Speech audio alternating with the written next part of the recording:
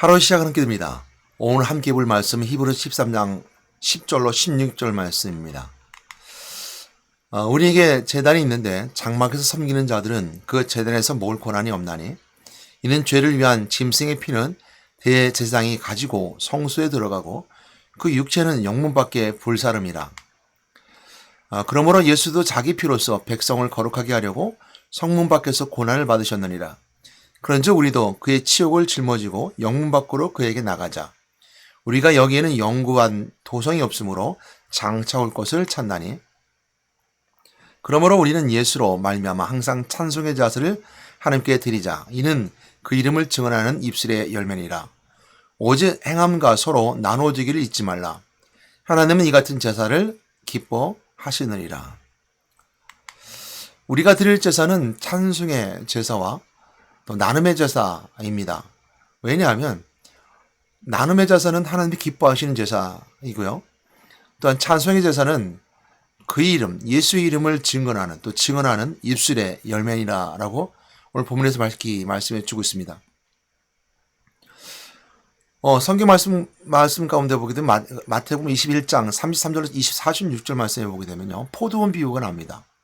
포도원 비유가 나오는데 주인이 이제 포도원을 만들어 산울타리 두리고 이제 포도를 이제 수확하게 됐는데 거둘 때 가까이 되니까 주인이 이제 종들을 보내서 그 수확한 것을 이제 요구했습니다.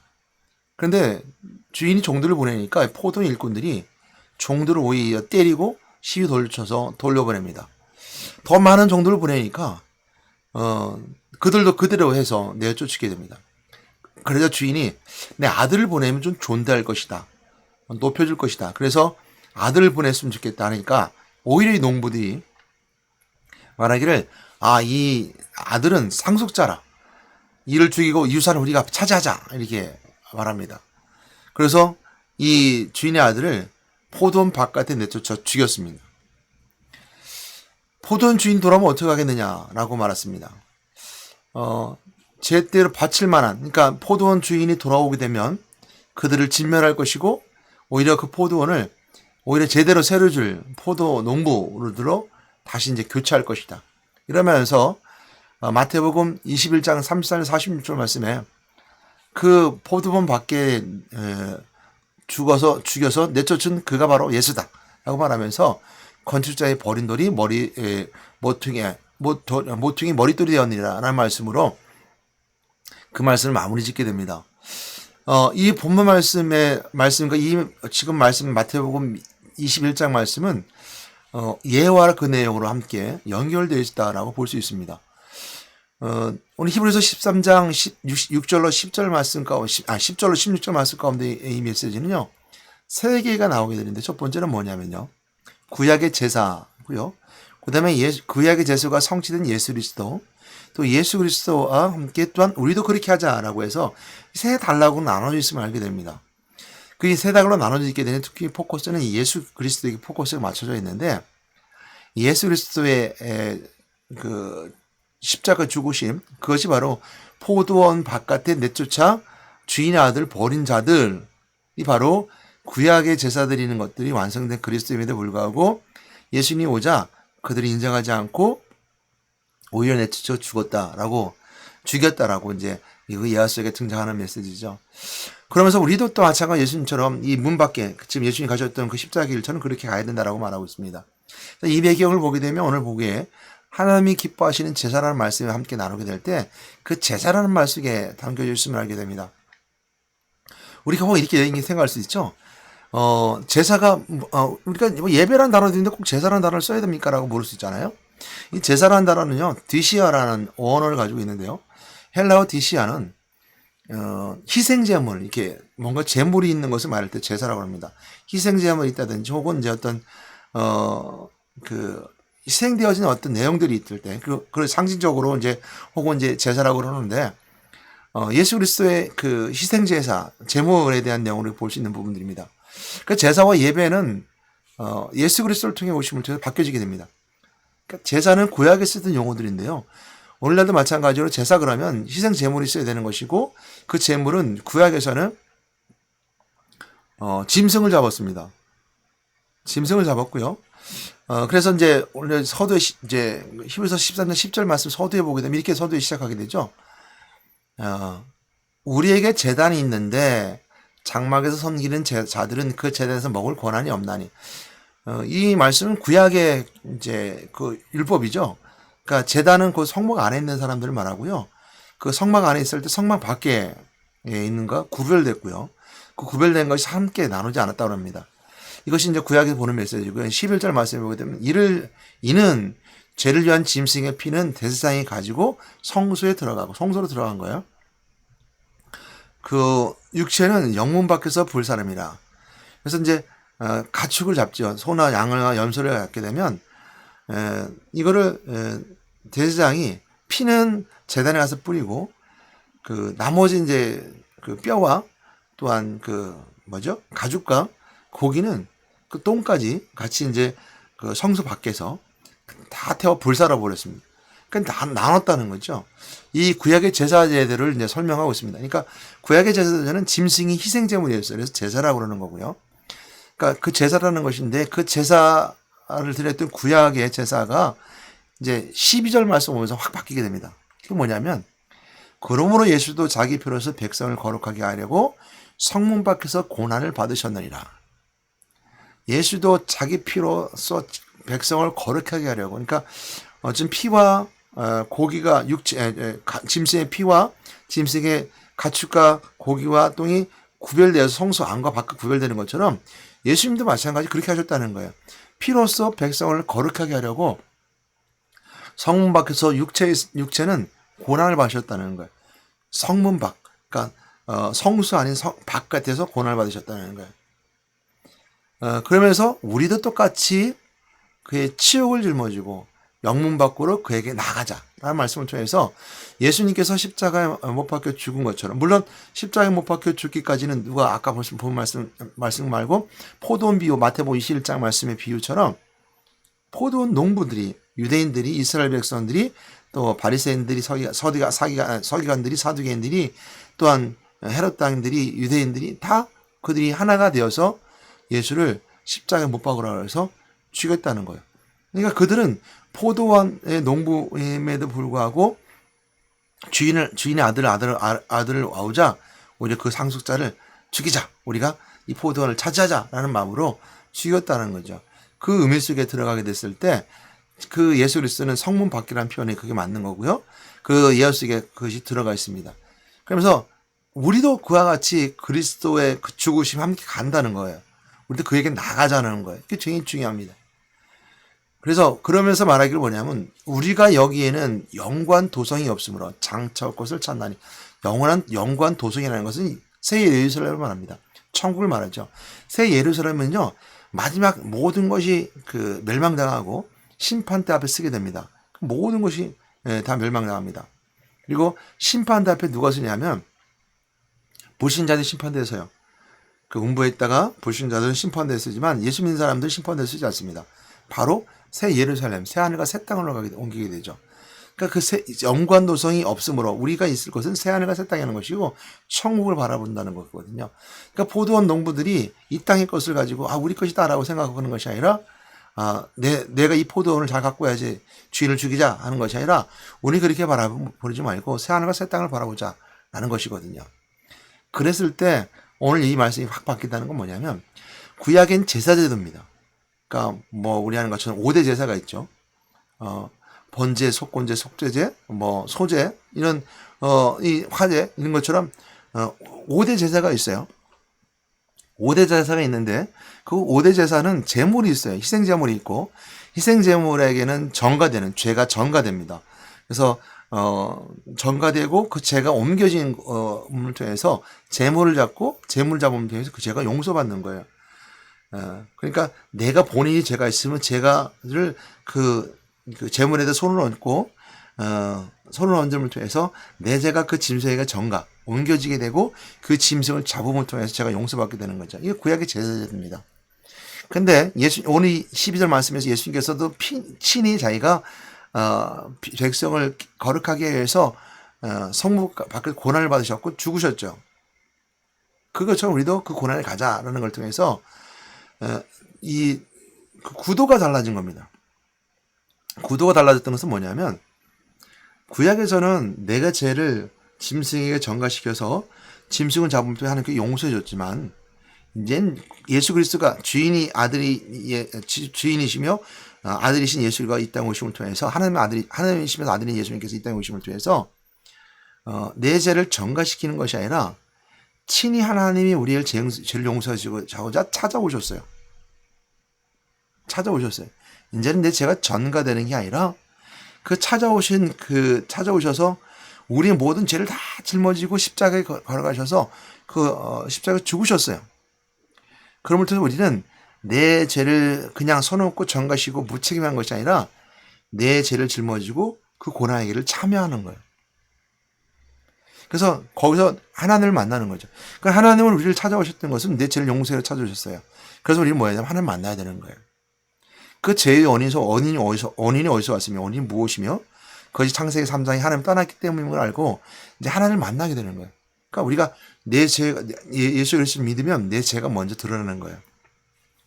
그래서 예수 그리스도 믿는 믿음의 사람들이 가장 먼저 우리 속에 드러나는 그 현상 중에 하나는 뭐냐면 내가 죄인임을 고백하는 겁니다. 그래서 영접 기도할 때도 그 메시지가 들어가요. 그 고백 기도가 들어가죠. 나는 죄인이었습니다. 그러나 이제부터는 하나님 뜻대로 살겠습니다. 내가 죄인으로 살았지만 이제는 내 안에 예수님 오셔서 내 죄를 용서해 주셨고 내가 그 죄 용서함 속에서 이제 하나님 뜻대로 살겠습니다라는 고백이 들어가요. 이것처럼 하나님 찾아오셨고 내가 그 고백에 참여하는 겁니다. 그러니까 예수님께 십자가의 그 길을 참여하는 거죠. 그러면 우리 아는 것처럼 예수 그리스도와 함께 어떻게 되니까 죽으시고 부활하심을 통해서 어떻게 영원한 도성, 영구한 도성, 새 하늘과 새 땅을 들어가는데 그것은 우리가 부활하신 그리스도와 함께 가는 거예요. 그러니까 부활하신 그리스도를 믿고 이 땅에서는 어떻게 해야 돼요? 영구한 도성을 바라보고 그리스도의 왕되신 그리스도의 이름으로 선포하는 겁니다. 그리고 이겨나가는 거예요. 부활하신 그리스도 붙잡고 우리가 참기 인내하면서 가는 거예요. 왕되신 그리스도가 우리를 승리케 하시는 은혜가 바로 그곳에 있어요. 오늘 이 땅에서 우리가 지는 것 같고 실패하는 것 같지만 아니에요. 이 땅에서 우리가 승리할 수 있고 예수 믿는 이유 때문에 사람들에게 손가락질 당하고 예수 믿는 이유 때문에 우리가 손해보고 삶을 살아도 이 땅에서 우리가 그 보상을 받지 못해도 천국 가면 그 보상을 받을 수 있는 거예요. 물론 하나님께서는 하나님 뜻에 따라 이 땅에서 보상해 주시기도 합니다. 하나님 나라와 그의 의를 위해서 보상해 주기도 하죠. 자, 그래서 참여한다라고 함을 통해서 구도가 바뀐 거예요. 예수 그리스도가 하나님 친히 우리를 찾아오심을 통해서 친히 제물이 되어주셨어요. 그러니까 우리가 구약시대에는, 이스라엘 백성 구약시대는 내가 죄가 있으면 죄를 해결하기 위해서 제물을 가져다가 제사장에 바치고 제단에 바치고 죄를 전가시켰단 말이에요. 이제 순서가 바뀌었죠. 구도가 바뀌었죠. 하나님이 직접 찾아오심을 통해서 우리를 만나주시고 그 만나주심을 통해서 내 죄를 용서받게 되는데 그것이 바로 오늘 주신 은혜 가운데 제사라는 용어에서 예배라는 용어가 바뀌게 된 원인이 근본 그 이유와 그것이 거기에 있어요. 무엇이냐면 제사 제도 속의 제물의 형태로 예수를 이렇게 들으셨기 때문에 이제는 어떻게 하냐면 제사를 하지 않냐고 예배라고 할 수 있는 것은 뭐냐면 더 이상 제물을 드리지 않아도 되기 때문에 그래요. 제사는 제물이 있어야 되거든요. 희생 제물이 있어야 되는데 하나님 친히 제물 되어주시고 희생 되어주셨기 때문에 제사를 드리지 않아도 되는 거예요. 그럼 우리는 뭐를 해야 되냐? 예배를 드리는 거예요. 그래서 오늘 본문이 그걸 말씀하고 있는 거예요. 그러므로 우리는 예수로 말미암아 항상 찬송의 제사를 함께 드리자. 찬송의 제사. 이거 뭐죠? 항상 찬송. 그러니까 우리 찬송이라는 단어 속에 있는 여러 가지 의미가 있겠지만 오늘 그냥 언어가 아닌 오늘 한국말로 번역된 이 말씀만 가지고 생각해 볼게요. 찬송, 찬양을 통해서 하나님께 제사 드리는 거예요. 그러니까 제사를 두고 희생을 드리는 게 아니에요. 우리가 예배 드린다는 표현을 이렇게 말할 수 있습니다. 이는 그 이름을 증언하는 입술의 열매니라. 그러니까 제물을 가지고 나가는 것이 아니라 제물 드신 그리스도를 내가 찬양하는 거예요. 찬송하는 거예요. 그래서 오늘 보게 되면 그 이름을 증언하는 말이 뭐냐면 찬양이라는 단어와 연결해서 생각해 볼 수 있습니다. 그래서 오늘 주석책에서는요. 찬송의 제사와 하나님께 드리는 이는 그 이름을 증언하는 말을 찬양이라는 말을 쓰기도 합니다. 그리고 오늘 우리 보면 복음이라고 말할 수 있죠. 선포되는 복음. 그래서 우리가 제물을 드리지 아니하고 제물 드리시니 감사하면서 찬송드리며 찬양하면서 증언하는 입술로 우리가 고백하는 거예요. 그 예배는 그래서 우리가 이제 짐승을 잡지 아니하고 감사함을 드리는 거예요. 그러니까 우리가 예물을 드릴 때 물질로 드리잖아요. 이건 우리가 죄를 용서받기 위해서 드리는 제물이 아니에요. 감사해 드리는 예물이에요. 11조 예물 드리잖아요. 이 11조를 드리면 내 삶을 죄를 용서받기 위해 드리는 제물이 아니에요. 내 삶을 주신 것에 감사하고 구원을 주신 감사해서 드리는 것이 11조이고 감사의말이고 모든 예물들이에요. 그러므로 교회 안에서 모든 일들이 드려지는 희생은 모든 희생의 완성은 그리스도가 하셨고 우리가 그건 감사해서 드리는 거예요. 영광스러운 하나님의 은혜 가운데 찬송하는 증언의 입술로 드려지는 거예요. 첫 번째 이거 찬송의 제사라고 합니다. 우리가 예배라고 말할 수 있는 부분들이 여기서 이루어지게 되죠. 우리가 예배드린다라는 것은 바로 하나님께 나아가는 거고요. 희생제물 대신 그리스도를 붙잡고 우리가 찬송하고 찬양하며 고백하며 영광 드리는 거예요. 거기 그치지 아니하고요. 하나님 기뻐하시는 제사는 그래서 기뻐하는 제사 속에 이 16절 말씀이 기록된 거예요. 오직 선을 행함과 서로 나눠주기를 잊지 말라. 하나님 이 같은 제사를 기뻐하시느니라. 이제 이 같은 제사를 기뻐한다는 것을 예배를 이해하지 못하면 이 말씀이 이해가 안 돼요. 15절 16절 말씀 이해가 안 됩니다. 제사 드리는데 무슨 뭐 선을 행하고 나눠주라고 하나? 또 제사 드리는데 무슨 찬송을 하라고 하나? 바로 이제 10절 말씀도 같이 읽어봐야 되는 건데요. 그래서 16절 말씀 마찬가지예요. 선을 행함과 서로 나눠주기 잊지 말라. 하나님 이 같은 제사를 기뻐하시니라. 나눔의 제사. 우리가 교회 안에서 그리스도 안에서 서로 사랑하고 나누고 또 믿음으로서 또 은사로서 같이 섬기고 이런 것들을 모두가 하나님께 영광 돌리는 예배 속에 들어간다는 거예요. 나눔 속에 들어간다는 거예요. 본질적에서 나눔 속에 있는 건 예수 그리스도의 십자가의 피의 죽으심을 통해서 우리가 성찬할 때고 나눔 속에 있는 살과 잔을 먹고 나누는 것처럼 그리스도를 나눈다는 것의 의미도 더 강하게 있을 수 있습니다. 그리고 그 안에 찬송과 찬양을 통해서 우리가 고백을 통해서 우리가 오늘도 예수 그리스도 안에 있습니다. 감사합니다. 고백을 통해서 이루어지는 것들도 마찬가지로 예배 속에 있을 수 있습니다. 이것이 오늘 우리가 주신 은혜 가운데 예배 드린다는 모습입니다. 그러나 오늘 우리가 본 말씀처럼 거꾸로 돌아가면 안 됩니다. 우리가 세계의 모습 속에 차례차례 이스라엘 백성들의 구약 시대 제사와 또한 예수 그리스도가 친히 그 제물 되어줌을 통해서 그 제사의 모든 걸 완성하셨고 우리도 그것에 참여함을 통해서 그 우리 영문 밖에 있는 또 성문 밖에 있는 그리스도의 그것을 우리가 함께 나아가자 참여함을 통해서 우리는 찬송의 제사를 드리고 나눔의 제사를 드리는 것처럼 예배를 드린다라고 이렇게 말씀드렸고 예배는 이처럼 내 죄를 전가시키는 것이 아니라 감사해서 구원해 준 감사해서 이렇게 드리는 것이며 우리 입술로 찬양을 통해서 우리가 회개하는 것을 하나님께 들어주시는 것이 바로 이제 예배 가운데 우리 기도 가운데 있는 우리 찬송의 제사와 나눔의 제사 속에 있는 부분들입니다. 거꾸로 돌아가지 말라는 건 뭐냐면요. 사람들이 많은 사람들이 그렇지 않겠지만 교회 안에 있음에도 불구하고 이처럼 구약 시대의 예배 제사를 오늘날도 이렇게 해야 되는 것처럼 생각하는 사람이 있습니다. 제물을 잡아야 된다. 근데 더 심각한 것은 교회 안에 있음에도 불구하고 예배의 원리를 알지 못하고 찬양하지 않을 때입니다. 그 예배 드리는데 이렇게 가벼워, 이렇게 쉬고, 또 예배 드리는데 무슨 말로만 하고 다 만해? 이렇게 생각할 수 있죠. 캐톨릭 같은 경우는 그래서 굉장히 진행된 예식이죠. 그러니까 캐톨릭에서는 예식이라는 것보다 의식이라는 표현을 많이 씁니다. 그 맞는지 모르겠네요. 의식이라는 표현을 쓰게 되는데, 예식과 의식은 좀 다른 것은 뭐냐면, 예식은 하나님이 주시는 예식들을 말해요. 성례전에서 두 가지, 성만찬과 침례만이 하나님 제정하신, 하나님이 친히 하시는 예식이거든요. 그러니까 예식은 하나님 만나는 그 방법 속에 하나님 친히 하시는 예식이 있어요. 그걸 우리 예식이라고 한다면 주변에 여러 가지 것들이 있습니다. 그리고 의식이라고 그래요.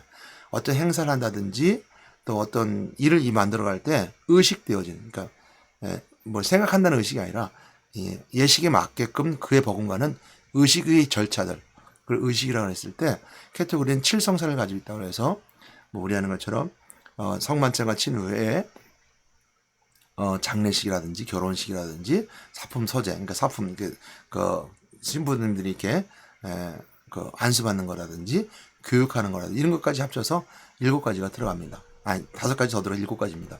의식이죠. 이것처럼 의식이 굉장히 의미가 깊어요. 그래서 캐톨릭은 의식을 굉장히 중요시 여깁니다. 의식을 중요시 해서 캐톨릭이 미사라든지 이런 데 가게 되면요. 이렇게 등을 들고 간다든지 이런 것들이 굉장히 의식 속의 뜻을 갖고 의식이 아주 잘 돼 있어요. 근데, 크리스찬들은, 기독교는 그렇지 않거든요. 특별히 의식 속에 뭔가 의미를 부여한다든지, 아름답게 보인다든지, 지적이라든지, 교회 안에가 휘황찬란하게 안에 뭐라고 그러죠?